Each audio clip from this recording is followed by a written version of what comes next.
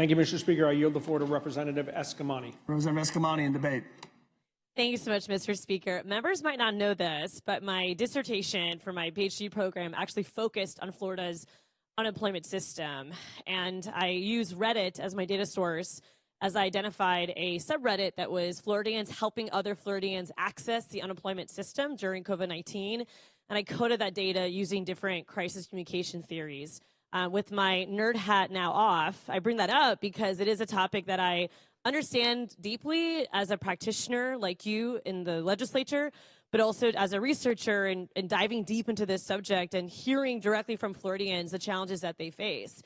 And of course, you can imagine that when you've lost your job and you're looking for that new job, the benefits are there as a safety net that you paid for. I think it's really important to make that clear. This is an insurance plan. It is the public, those who qualify, they're W-2 workers who pay into it, and you don't qualify if you were fired.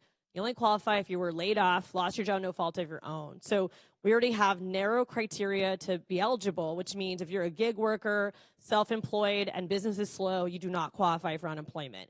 With that context provided, I'm very concerned this bill is already going to make a broken system more broken and pushing people who have paid for these benefits to have the opportunity to receive them, which is capped at $275 a week, upwards to 12 weeks, because the number of weeks available is determined by our unemployment rate. So when the unemployment rate is low, the weeks are low.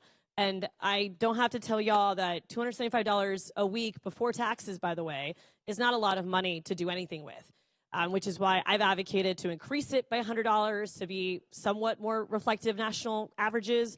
But at the end of the day, as much as I appreciate the conversations I've had with the rep, and some of his intention is just ensuring that the system is accessible to those who need it and not being abused, I think it's clear to me that if there's any abuse, it's our incompetency to manage this program to meet the needs of the people of Florida.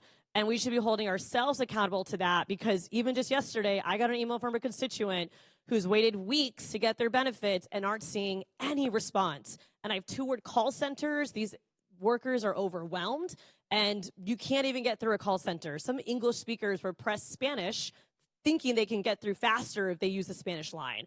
So we should be addressing those issues, not making a bad situation worse. And I encourage folks to support our workers who are navigating this crisis and allowing them to access their benefits, and voting no on this bill. Thank you, Mr. Speaker.